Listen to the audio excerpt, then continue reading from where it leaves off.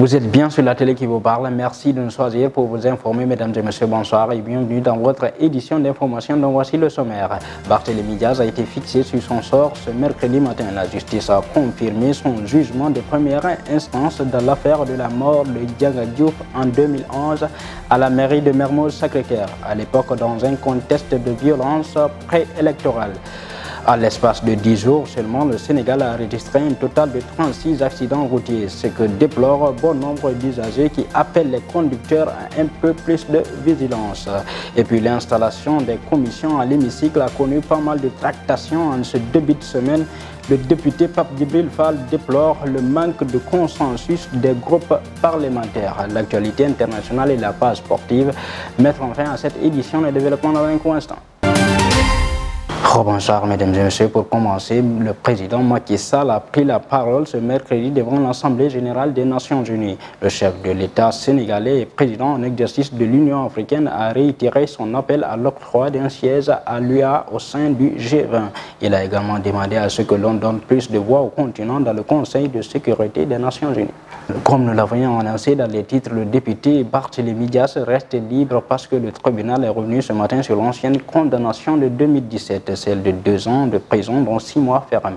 Une peine que l'actuel maire de Dakar a déjà purgée. Mais pour l'honorable député Abass Fall, c'est totalement une injustice et donc pas question de se laisser faire. Je propose de suivre l'honorable député. Mais bien sûr, condamnation bi mel non boko amé.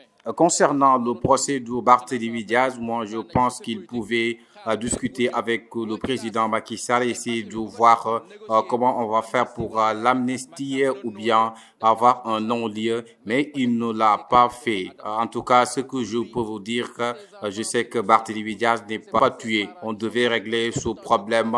Ce serait tellement bon pour lui, pour ses enfants, pour son épouse et ses parents. Mais en tout cas, ce qui est sûr et certain, on va pas rester bras croisés. Nous allons mener le combat jusqu'à avoir gain de cause parce que ce procès de Barthélémy Diaz, nous pensons que c'est un procès politique. Famu dem ci combat comme néna mom il a un gouvernement de combat la jëm mais ñun tam paré nañ ci combat waxon nañ ko combat bi motal combat la. C'est lui qui a sa vie sur la rue, Macky Sall. Confirmation de cette condamnation tôt ce matin avant même l'arrivée de Barthélémy Diaz a également fait réagir les Dakarois. Ils pensent que le verdict est purement politique. Nous le suivons dans ce micro-trottoir signé Lena Mbaye Khadim Bamba. Pour moi, c'est des raisons politiques qui poussent les gens à... Parce que ceux-là qui organisent aujourd'hui le procès, ce sont ceux-là qui l'avaient libéré. Parce que l'actuel président était avec l'ancien président. C'est à ce moment-là qu'il avait libéré Barthélémy Diaz. Et pourtant, il disait qu'il avait fauté, il avait tué une personne, et ils l'ont libéré. Et aujourd'hui, il l'attaque encore. Parce qu'il est devenu peut-être maire de Dakar, il devient de plus en plus populaire. Et Barthélémy, pour les Sénégalais d'une manière générale, moi je pense que plus de 50% des Sénégalais ne seront pas d'accord de ce procès-là. Ça ne surprend pas trop les gens. Ça ne surprend pas trop les gens parce que je ne vais pas jusqu'à dire que bon, peut-être que c'est une manipulation, mais depuis quelque temps, notre justice nous a habitués quand même à des délibérations qui parfois heurtent la conscience. Mais puisque c'est la chose jugée, je me garde quand même d'y aller au fond. Maintenant, par rapport à sa carrière politique, à mon humble avis, ça ne devait pas entacher sa carrière politique, d'autant plus que il s'est juste défendu. Bon, la chose a eu lieu devant sa mairie. C'est des gens qui sont venus armés de coupe-coupe, de machin. Ils étaient venus l'attaquer. Il s'est défendu et il y a eu mort d'homme. Est-ce que c'est lui qui a tué? On ne sait pas. On ne sait pas si c'est lui qui a tué ou non. Mais par le passé, il y a eu une étude balistique qui l'avait dédouané. En tout cas, c'est des choses comme ça.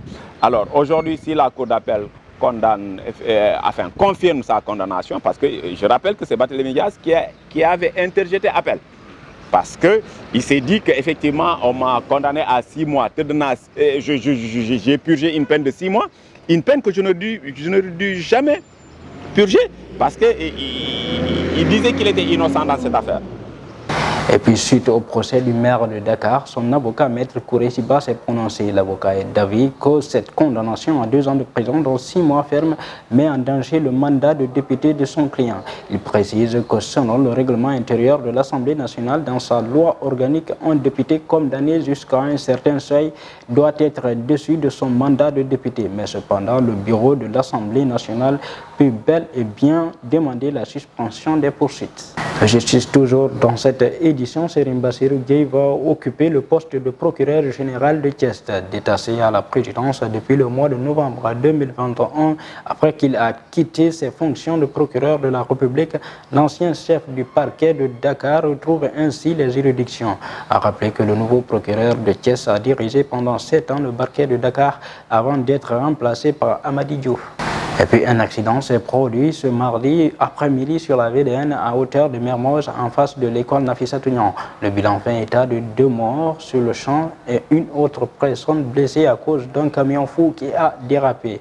Et puis un peu plus tôt dans la soirée de lundi, un autre accident tragique s'est produit dans le département de Louga et a fait un mort.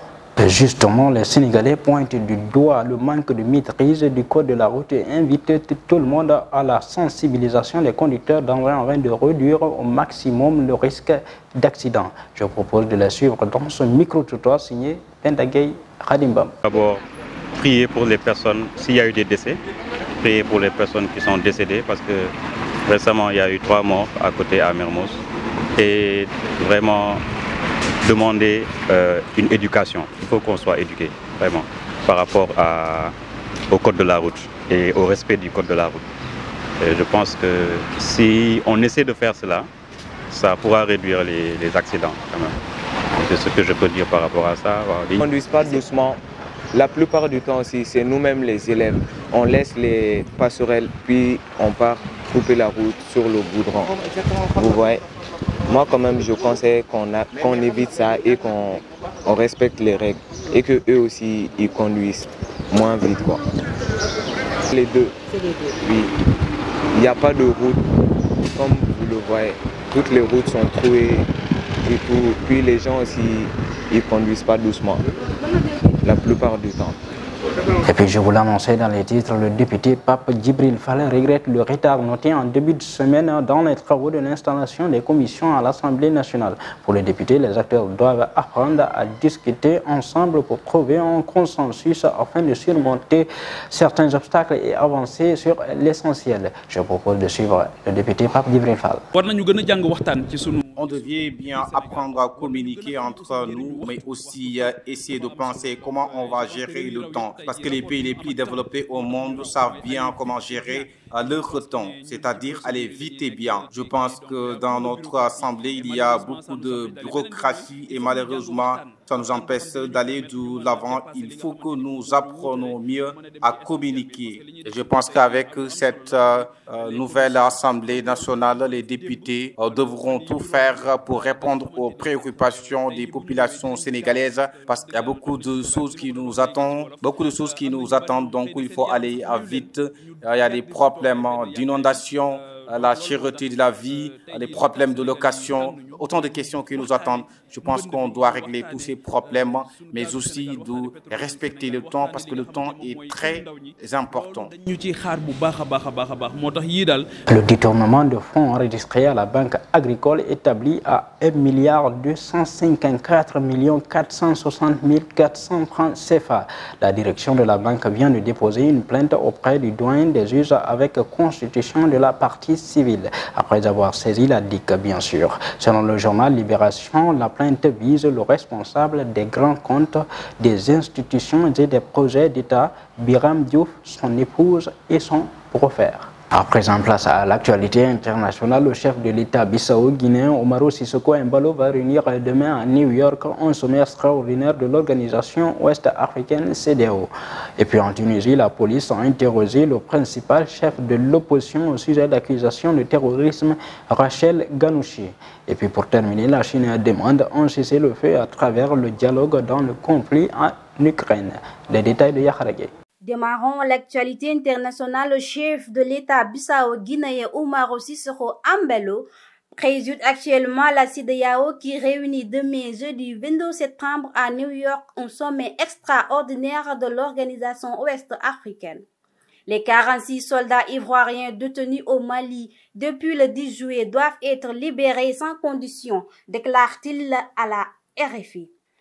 Le président s'exprime aussi sur un autre pays à la suite d'un coup d'état militaire à la Guinée-Conakry. Ensuite, en Tunisie, la police a interrogé dans la nuit de mardi à mercredi le principal chef de l'opposition et ancien président du Parlement, Rachel Ghanouchi, au sujet d'accusations de terrorisme qui sont selon lui politiquement motivées. Il doit comparaître de nouveau mercredi devant le pôle judiciaire antiterroriste. Pour terminer, la Chine demande à un cessez-le-feu à travers le dialogue dans le conflit en Ukraine. La souveraineté et l'intégrité territoriale de tous les pays doivent être respectés. Les objectifs principes de la Charte des Nations Unies doivent être suivis. Les préoccupations sécuritaires légitimes de tous les pays doivent être prises en compte et tous les efforts propices à une résolution pacifique des crises doivent être soutenus, a déclaré le porte-parole du ministère chinois des Affaires étrangères Wen Bin lors d'une conférence de presse. C'est tout pour l'actualité internationale.